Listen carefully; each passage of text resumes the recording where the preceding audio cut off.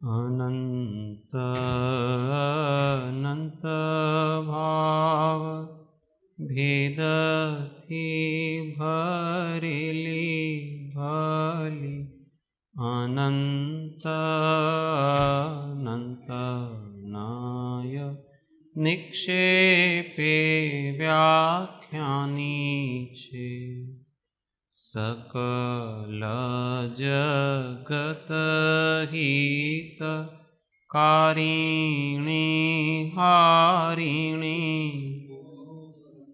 तारिणी भवाब्धि मोक्ष चारिणी प्रमाणी छे उपमा आप्यानी जेने तमारा खवीते आपवाथी निज मापाई में मानी छे अहो राज चंद्र बाळ ख्याल नथी पाम जिनेश्वर ताणी वाणी जाणी तेणे जाणी गुरु राज ताणी वाणी जाणी तेणे जाणी मोक्ष मार्गस्य नेतारं भेतारं कर्म भूभृतां ज्ञातारं विश्वतत्त्वानां वन्दे तद्गुणलब्धे वन्दे तद्गुणलब्धे ओ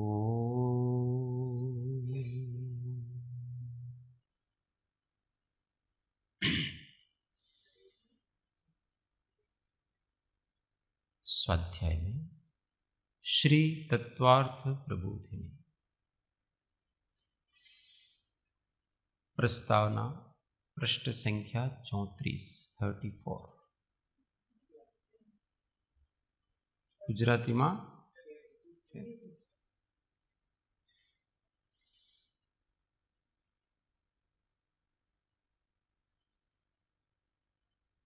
जीव के स्वरूप का वर्णन चल रहा है।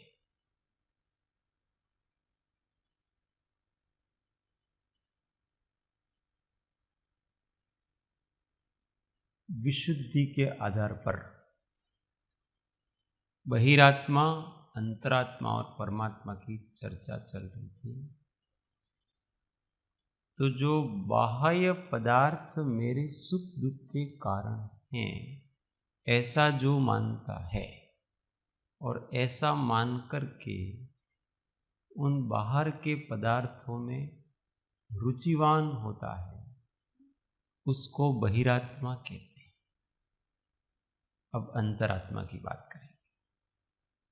बाहर का कोई भी पदार्थ परमार्थ से मेरे सुख दुख का कारण नहीं है। मैं स्वयं ही सुख स्वरूप हूं।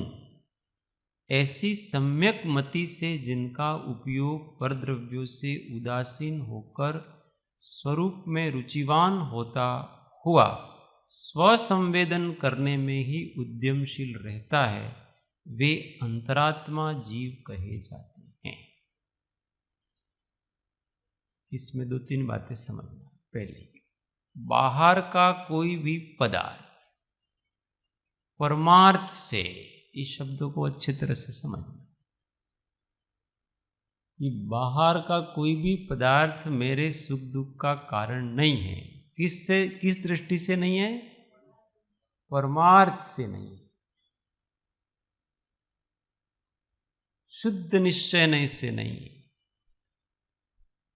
बाकी तो जगत के पदार्थ हैं, वो हमारे सुख दुख में निमित्त होते कि नहीं होते हैं?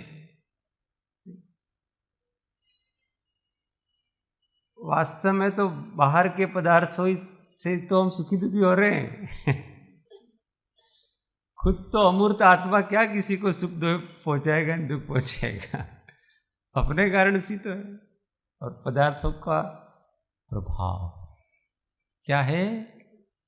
अपनी मिथ्या मति और बाहर के पदार्थों का प्रभाव।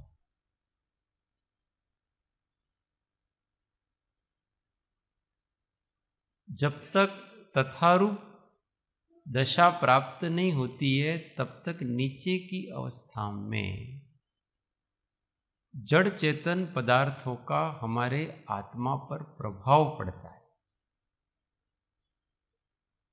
इसलिए उनका अपरिचय करने के लिए कहा गया।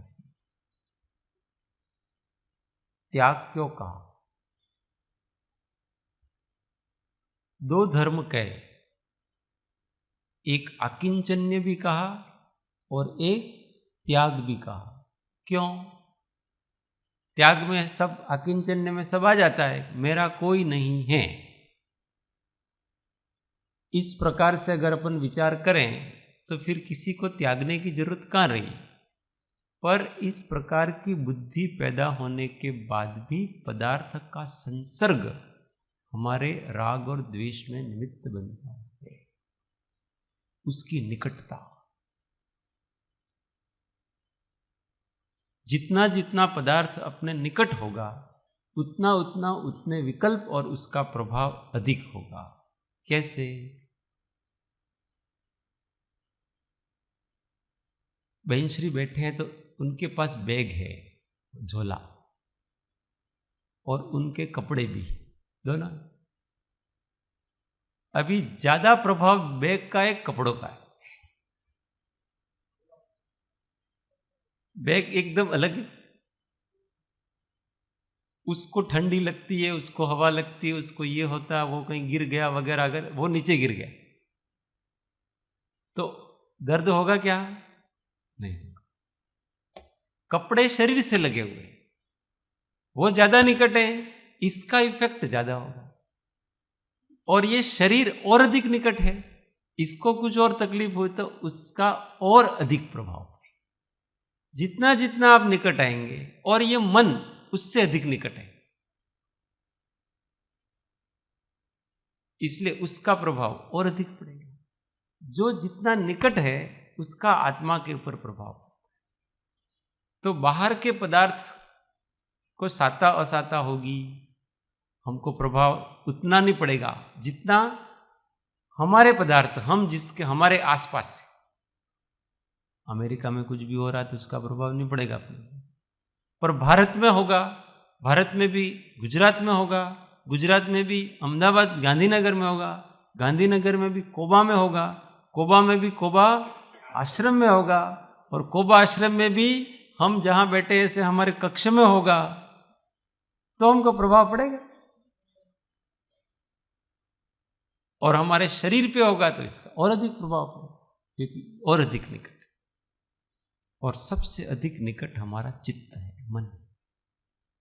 उसको थोड़ा सा भी कष्ट दिया जाए तो हम ज्यादा विचलित हो जाते हैं। हमारे मन के अनुसार नहीं होता है तो हम विचलित होते हैं कि नहीं? अधिक होते।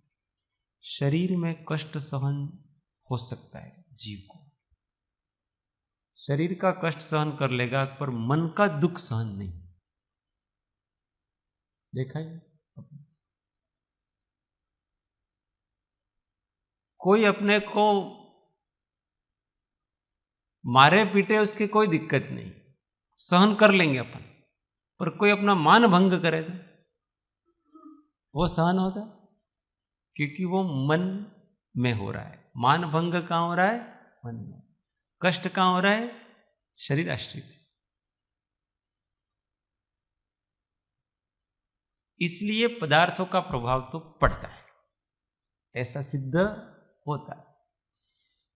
परंतु परमार्थ से, निश्चय नहीं की दृष्टि से देखें तो आत्मा अलग, ये सब अलग।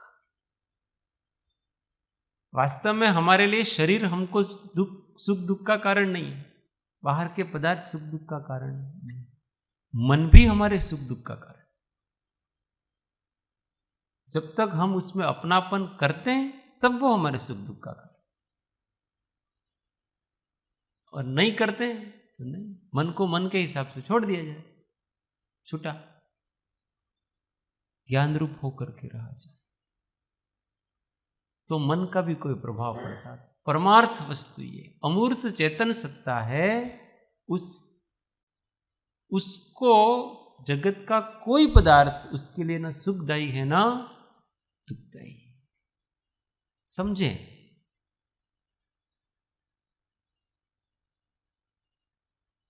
दीपक, दीपक हो ना, दीपक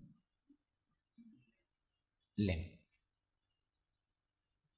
वो दीपक एक जगह रखा हुआ है, उस दीपक के प्रकाश में जीव विविध विविध प्रकार की चेष्टाएं करते हैं। कोई किसी को मार रहा है, कोई किसी को प्रेम कर रहा है, कोई किसी को खा रहा है, कोई किसी को स्नेह कर रहा है, कोई आ रहा है, कोई जा रहा है, कोई दौड़ रहा है, कोई सो रहा है। अलग अलग प्रकार की चेष्टाएं, कहीं से दुर्गंध आ रही है, कहीं से सुगंध आ रही है। ये सभी दीपक के प्रकाश में वो सब प्रकाशित है कि नहीं? अब दीपक को उन सब की चेष्टा से कष्ट है कि नहीं? और दीपक को उन सब की चेष्टाओं से हर्ष भी है कि नहीं? क्यों?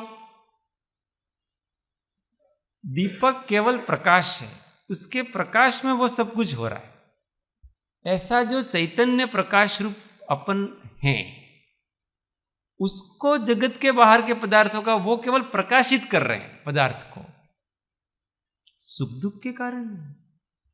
शरीर है ऐसा आत्मा जानता है, जानने वाले आत्मा को शरीर संबंधी कोई हर्ष शोक नहीं। ये सब बाहर के पदार्थ है, ये लोग बैठे हुए हैं, ऐसा आत्मा जानता है, इससे उसको हर्ष शोक नहीं। जानने वाले आत्मा को कोई हर्ष शोक नहीं है। मोही आत्मा को, रागी आत्मा को, द्वेषी आत्मा को, अज्ञानी आत्मा को हर्ष शोक, ज्ञायक आत्मा को हर्ष शोक। तो ये अंतरात्मा जीव अपने आप को ज्ञायक आत्मा मानता है। परमार्थ से अगर किसी का प्रभाव पड़ रहा है तो भी उस प्रभाव के आगे ज्ञान दृष्टि ले आते कि भले मुझे दुख हो रहा है, सिर दर्द हो रहा है, पर मैं परमार्थ से तो वो मेरे ज्ञान में आ रहा है, मैं तो ज्ञान। परमार्थ दृष्टि तो ये है कि इसको मुझे केवल जानना है, ये दर्द अच्छा है न बुरा है ऐसा करना नहीं, दर्द को दर्द की तरह स्वीकार कर लो, मान। ये अंतरात्मा जीव, ऐसा उसके विचार होते हैं, और जैसे विचार होते हैं वैसी ही धीमे धीमे हमारी अनुभूति बनती है। विचार के अनुसार ही हमारा संवेदन होगा, पहले विचार में लाना पड़ेगा। तो ये परमार्थ। तो परमार्थ से मेरे सुख दुख का कारण नहीं है, मैं स्वयं ही सुख स्वरूप हूं। ऐसी सम्यक मति से जिनका उपयोग पर द्रव्यों से उदासीन होकर स्वरूप में रुचिवान होता हुआ, पर द्रव्यों से उदासीन होकर स्वरूप में रुचिवान।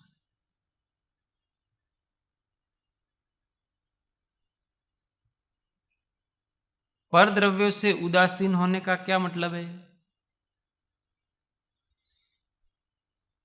बताओ।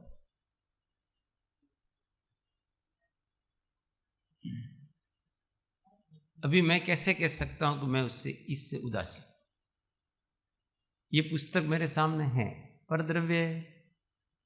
अब मैं उससे उदासीन हूं कि मैं उससे उदासीन नहीं हूं, ये मैं किस परिस्थिति में कह सकता हूं?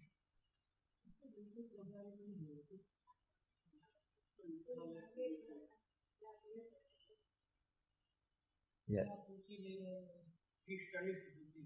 इसके संबंधी मुझे कोई विकल्प ना आए तो समझना कि मैं उदासीन।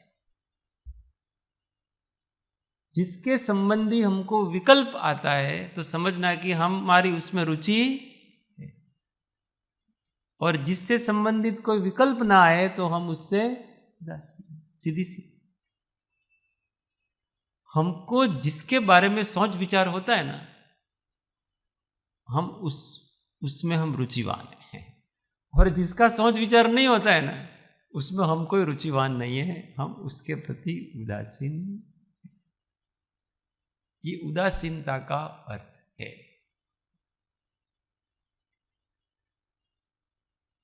परद्रव्य,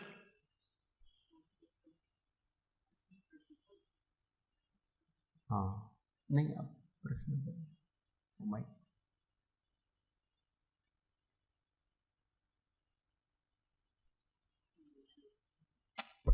ये विषय शायद आप अभी आगे लेंगे। तो इसमें जो अंतरात्मा के 3 भेद बताए हैं, जगन्य, मध्यम, उत्कृष्ट। तो चौथे में जगन्य अंतरात्मा 5वें से 11वें मध्यम, और 12वें क्षीणमों में उत्कृष्ट अंतरात्मा। तो जैसे गुणस्थान हम बनाने ऊपर जा रहे हैं, व्यवहार नहीं से वैसे कहेंगे, तो फिर ये उदासीन भाव है वो वस्तुओं के प्रति और बढ़ जाएगा कि जरूर। तो तारतम्य भेद है चौथे गुणस्थान से 12वें गुणस्थान। चौथे से 12वें गुणस्थान वालों को भी अंतरात्मा क्यों कहा? क्योंकि 12वें गुणस्थान में भी वहां विचार जीवित है, विकल्प जीवित है, प्रयत्न जीवित है। जब तक प्रयत्न जीवित है, वो प्रयास कर रहा है। किसका कर रहा है? और तीसरी वस्तु है स्वसंवेदन करने में ही उद्यमशील है। अंतरात्मा किसमें उद्यमशील है? स्वसंवेदन करने में उद्यमशील है। 12वां गुण स्थान वाला भी उद्यमशील है, विचार है। इच्छा नहीं है, इस कारण से कोई तरंग नहीं है, परंतु वहां विचार से स्वरूप का चिंतन है, वहां भी उद्यम हो रहा है। भाव मन जीवित है। जहां तक मन जीवित है वहां तक विचार है, और भाव मन का सद्भाव है, इसलिए वहां प्रयास चल रहा है।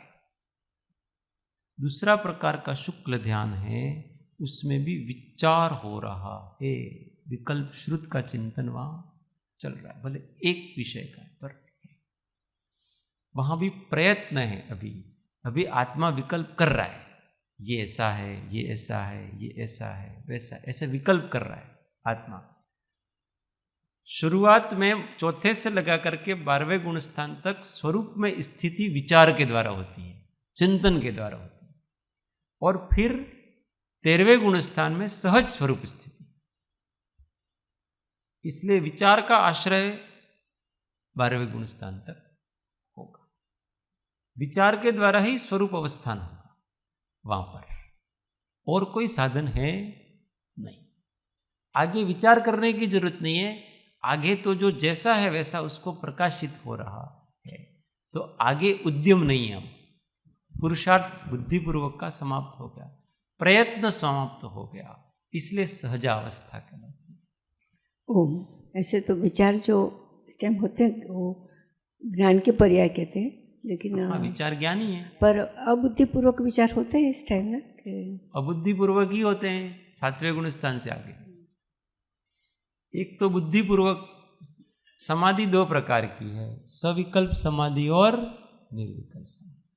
सविकल्प समाधि है, उसमें बुद्धिपूर्वक विचार के द्वारा शांत रहा जाता है, निराकुल रहा जाता है विचार के द्वारा। वहां स्थूल विचार के द्वारा, जैसे अपने मन में कुछ ऐसा खोटा भाव आ गया तो विचार करो, ये भाव है ठीक नहीं है, क्षणिक है, इसको मुझे लंबा नहीं करना, ये मेरा भाव नहीं, मैं इसको जानता हूं, शांत रहो। तो वो आया है, उसको जाने दो, थोड़ी देर में चला जाएगा। ऐसा करके वो शांत रहता है। ये सविकल्प समाधि शांति नहीं टूटने देता है, उस विकल्प से आकुलित नहीं होता है, चित्त को विक्षोभ नहीं होने देता है, आया तो आया। ज्ञानी और अज्ञानी में इतना ही अंतर है। ज्ञानी के भी विकारी भाव होते हैं, अज्ञानी के भी विकारी भाव होते हैं। दोनों की विकारमय परिणति होती है, क्योंकि रागादि दोनों गए, किसके नहीं है। पर एक होता है वो विकारों से विचलित हो जाता है, और एक होता है वो विकारों से विचलित नहीं होता है, अपनी शांति, अपनी समत्व भाव को बनाए रखता है, और उसको शांत भाव से शांति रखो भाई। ये पूर्व कर्म के उदय से आया है, जिसकी उत्पत्ति है उसका विनाश। इसकी उत्पत्ति हुई है इसलिए इसका नाश होगा, तुम धीरज रखो, ये चला जाएगा।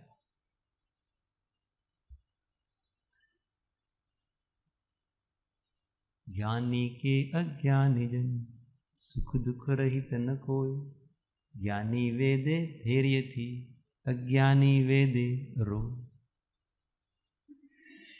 इतना धीरज होता है, ठहर चुका है। कोई भी चीज स्थायी कहां रहने वाली, कोई भी भाव स्थायी कहां रहने वाला, ऐसा उसका चिंतन है। इसलिए बहुत अधिक हर्ष भी नहीं होता है, शोक भी नहीं। जैसे कभी बहुत आनंद आ गया, वहां भी सावधान, नहीं लेना है हमको। हाँ, कभी भी तरंगित नहीं होता है उत्साह, और तमाम उत्साह वो जो ना पड़ने मजा, सावधान। क्यों सावधान पता है? ये तरंग है, थोड़ी देर में चली जाएगी, फिर क्या करोगे तुम? इसका आश्रय करने जैसा, सुख का भी आश्रय करने जैसा नहीं है, और दुख का भी आश्रय करने जैसा नहीं है। केवल शांत, संतुष्ट, ज्ञानमय रहो।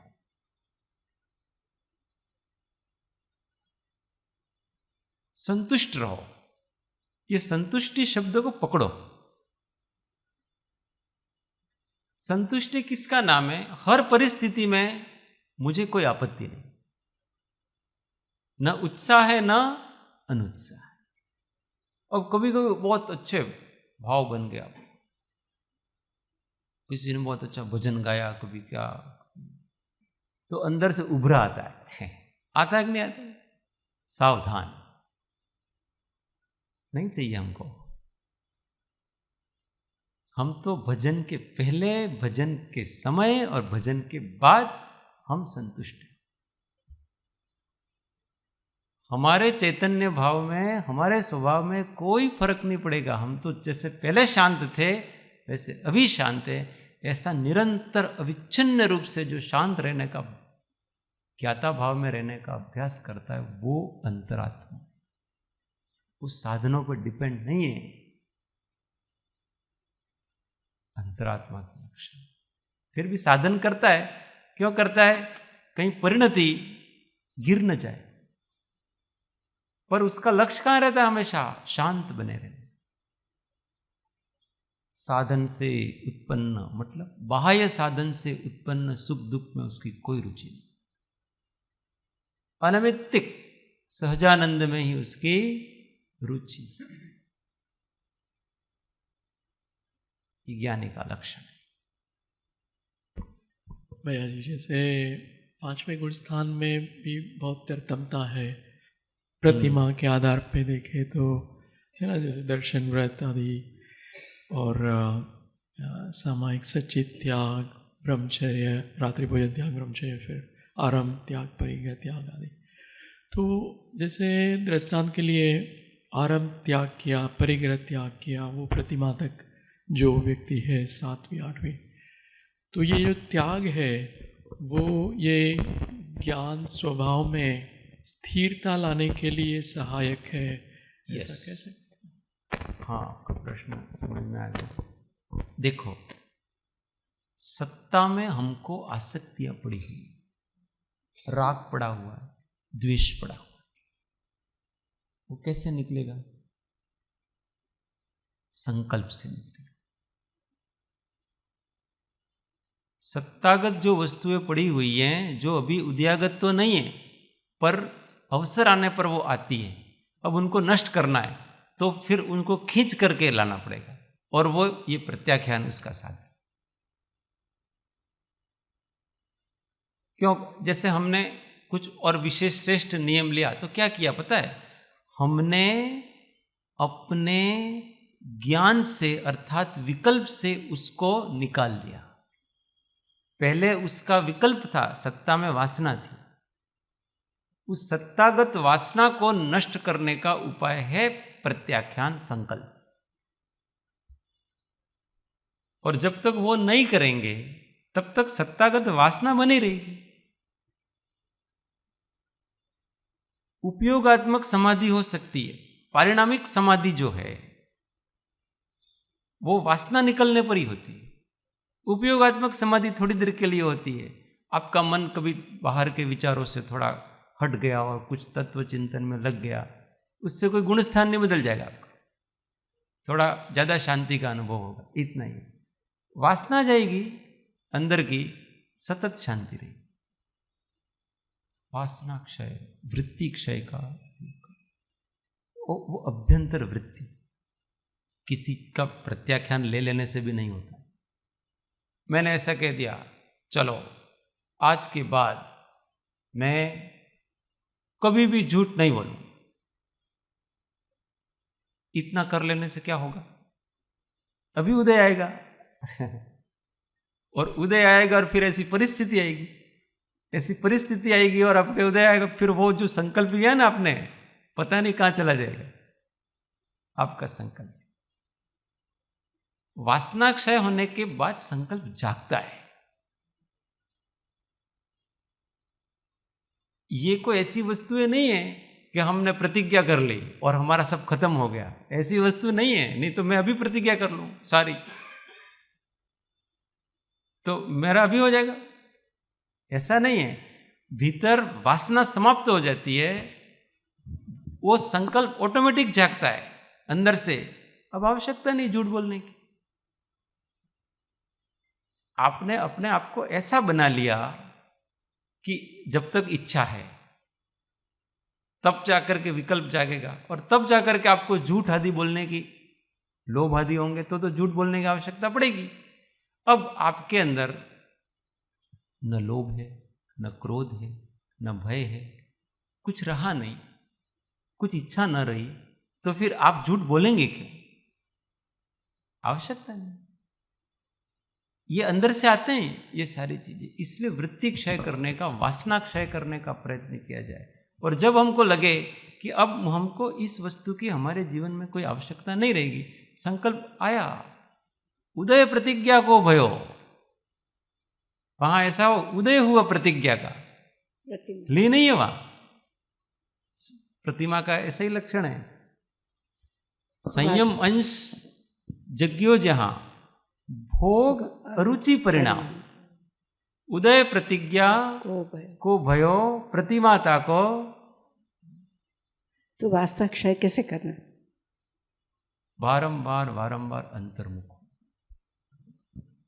आत्मज्ञान के सिवाय वासना, आत्मज्ञान और आत्म समाधि के सिवाय वासना क्षय करने का कोई उपाय आज तक न तो देखा गया है, न सुना गया है, और न भविष्य में है। बारंबार अपनी वृत्ति को चैतन्य की तरफ लाओ। सब जब जीवन में शांति, सुख अपने आप मिलने लगेगा तो बाहर के पदार्थों का कोई अर्थ नहीं, तुच्छता भासित होगी। यही प्रश्न उपदेश छाया में पूछा गया कृपाल देव को, तो उन्होंने यही कहा था कि विषयों पर तुच्छता आनी चाहिए। पर तुच्छता कब आएगी?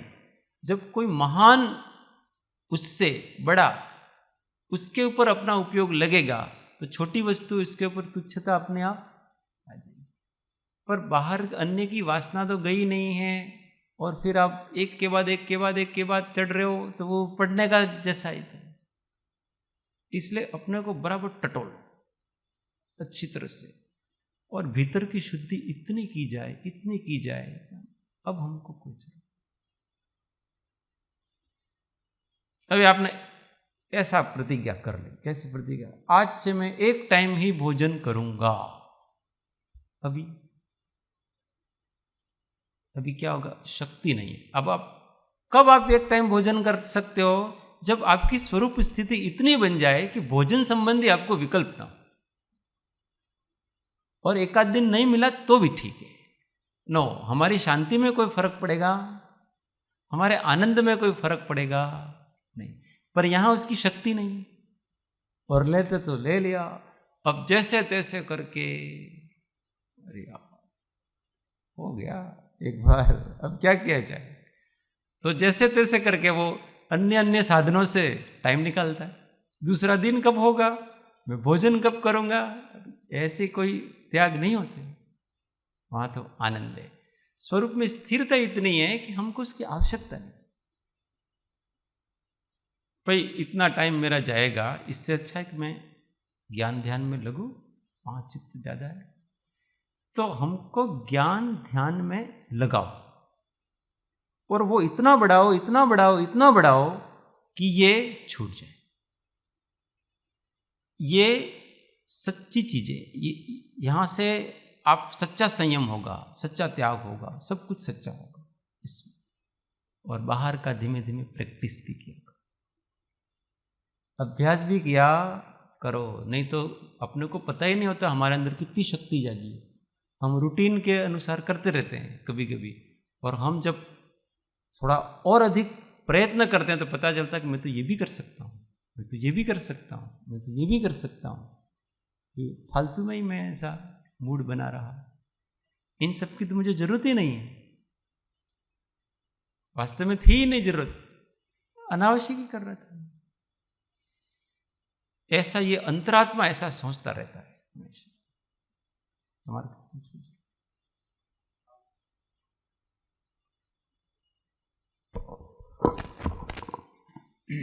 કૃપાળુદેવે જે કીધું છે કે વૃત્તિઓનો ક્ષય કરવો એ દ્વાદશાંગીનો સાર છે, એ આ એમાં हाँ, વૃત્તિ અને ये વાસના એક वृत्ति वासना एक ही बात है।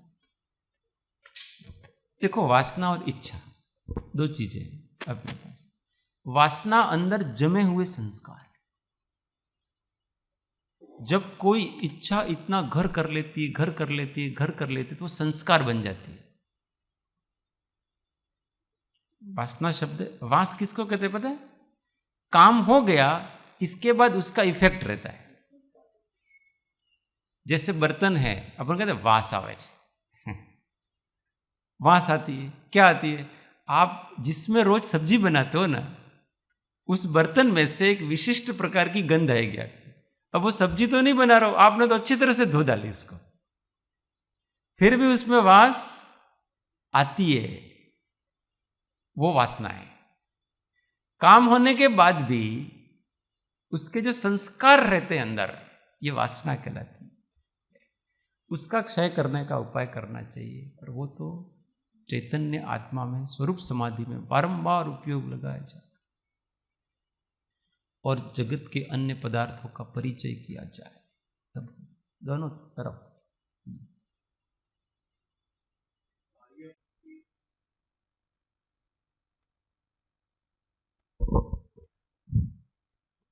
બાહ્ય વૃત્તિઓને જ્યાં સુધી આપણે ત્યજીએ નહીં, અથવા તો એ અંતર્મુખ થવા માટે બાહ્ય વૃત્તિઓને પહેલી તો ત્યાગવી અને એ કરવી છે ને, અંતર્મુખ થવા માટે આ વસ્તુ આવશ્યક છે ને પહેલાં. તો પહેલાં અંતર્મુખ કેવી રીતે થઈ શકાય એમ? અંતર્મુખ થવા માટે આ જે બધી જે બાહ્ય ક્રિયાઓ છે આપણી અંતર્મુખ થવા, તો એ સહાયરૂપ બને ને. અંતર્મુખ આપણી એકદમ સાથે થઈ શકાતું નથી. देखो, मार्ग कैसा है वो समझो। सबसे पहले जिज्ञासा की भूमिका, इसकी जिज्ञासा, मुझे, मैं जिस परिस्थिति में हूं उस परिस्थिति में मैं दुखी हूं, और मुझे सुख प्राप्त करना है। और कैसा सुख प्राप्त करना है? हमेशा रहने वाला सुख। और वो सुख कैसे प्राप्त होगा? तो वो सुख जिसने ऐसा सुख प्राप्त किया है उसका संग करने से होगा। अब क्या हुआ, आपकी ये जिज्ञासा जितनी बलवती होगी ना, अब क्या करोगे पता है? अब घर छोड़ के हो जाओ। आपको कहां छोड़ना पड़ा घर? आपकी जिज्ञासा ने आपको घर छोड़वा दिया। समझ में आए? क्योंकि जो जहां मिल होता है वहीं तो जाना पड़ेगा, और उसके लिए आपको अपना छोड़ना पड़ेगा, और वहां छोड़ना भी नहीं पड़ता है। अब आपको घर अच्छा ही नहीं लगता, क्योंकि मुझे जो चाहिए वो तो वहां मिलता है। अब यहां जब लोग कोबा रहते हैं यहाँ और फिर घर जाते हैं, अच्छा कहाँ लगता है? अच्छा मतलब शांति कहाँ मिलती है? अच्छा तो घर पे लगता है, मुझे पता है अच्छा लगता है इसलिए तो ज्यादा रहते हैं। शांति कहाँ मिलती? तो जिसको शांति की अभिलाषा है वो घर बार बार छोड़ देगा, उसमें क्या? अब कारण को उपासो ना, कार्य की उत्पत्ति अपने आप होगी। लोग है ना, कार्य को पकड़ते, कारण की उपासना तो करते नहीं। आप अपने झंखना बढ़ाओ, जिज्ञासा बढ़ाओ, मुझे अंतर्मुख होना है, सब छूट जाएगा। मुझे आत्मज्ञान, आत्म समाधि प्राप्त करनी, आप ऐसे व्यक्ति वस्तु की खोज में उसके पीछे लग जाओगे, क्योंकि इन सब से तो नहीं होगा ना। किस भीतर की वस्तु बढ़ाई जाए, बाहर की वस्तु अपने आप सब छूट जाएगा। हम छूट जाएगा ऐसा कहते हैं, आप कहते हो हमने छोड़ा, दोनों एक ही बात है। पर हमने छोड़ा ऐसा जब कहेंगे तो वहां कर्तापने का भाव आ जाएगा कहीं। पर ये छूट जाए वो अच्छा है, और वो तब हो सकता है जब भीतर का शांति मिले, अंदर जाने का मैं कौन हूं वहां से सब चीजें चालू है, उसका अनुसंधान किया जाए बारंबार बारंबार बारंबार, तो अंतर्मुखता बढ़ेगी। मैं कौन, मेरा स्वभाव क्या है, शरीर क्या है, संसार क्या है, ऐसा तत्व विचार जाता है, और फिर सत्संग आदि का आश्रय लेता है, और फिर आरंभ परिग्रह से निवृत्त होता है। आरंभ परिग्रह से निवृत्त होना वो उसकी व्यवस्था बन जाता है, मजबूरी बन जाता है, उसके बिना हो नहीं सकता, इसलिए वो त्याग देगा। इसलिए आरंभ परिग्रह त्यागने में ज्ञानियों को प्रॉब्लम नहीं है, आवश्यकता नहीं। ऐसा मन बना लो कि हमको किसी की आवश्यकता, हम संपूर्ण हैं, ये मन बनना चाहिए। मुनि का मन ऐसा, किसी की जरूरत नहीं। एक खाने की जरूरत होती है, वो भी नहीं मिला तो कोई बात नहीं, जीने की इच्छा नहीं, अब उसके जीने की भी इच्छा नहीं तो हम समाधि मरण कर लें, मरने का डर नहीं। नहीं तृष्णा मरण योग नहीं शो, महापात्रते मार्ग परम योग जित, ये अंतरा, ये उत्कृष्ट प्रकार की। परमात्मा क्या करते हैं? जिनका उपयोग स्व और पर के विकल्पों से रहित होकर पूर्ण वितराग ज्ञान में हो चुका है। अब उनको स्व का विकल्प भी नहीं है, पर का, कि मुझे आत्मा का ध्यान करना है, मुझे निर्दोष होना है, मुझे कोई विकल्प नहीं करना है, मुझे शांत रहना है, मैं शुद्ध हूं, मैं बुद्ध हूं, ये हूं, वो हूं, ऐसा कोई विकल्प, स्व संबंधी विकल्प भी नहीं, पर का तो बिल्कुल नहीं, स्व का भी विकल्प, ये वितराग दशा कहलाती है। तो फिर 13वें गुण स्थान में स्व और पर के सब विकल्प समाप्त हो जाते हैं। वहां कोई ध्यान नहीं किया जाता है कि मैं आत्मा हूं, ऐसा वहां तो है। ध्यान क्या करना, जो है वो बन गया, संपूर्ण हो गया, पूर्णता, इसको परमात्मा। हमारी दशा में हमको बहिरात्मपना छोड़ करके अंतरात्मपना, बारंबार स्वरूप की दृष्टि किया, और दुनियादारी में रस नहीं, दुनियादारी में बस,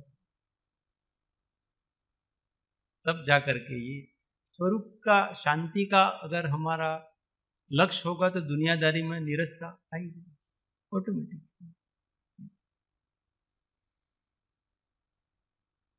इसलिए दोनों प्रकार के मार्ग, अमुक प्रकार की शांति के लिए अमुक निवृत्ति लेनी भी पड़ती है,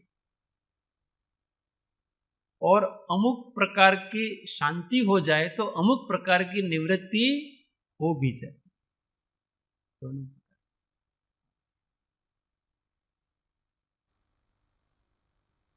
ज्यादा से ज्यादा स्वाध्याय करें, सत्संग करें, ध्यान करें और आनंद में रहें।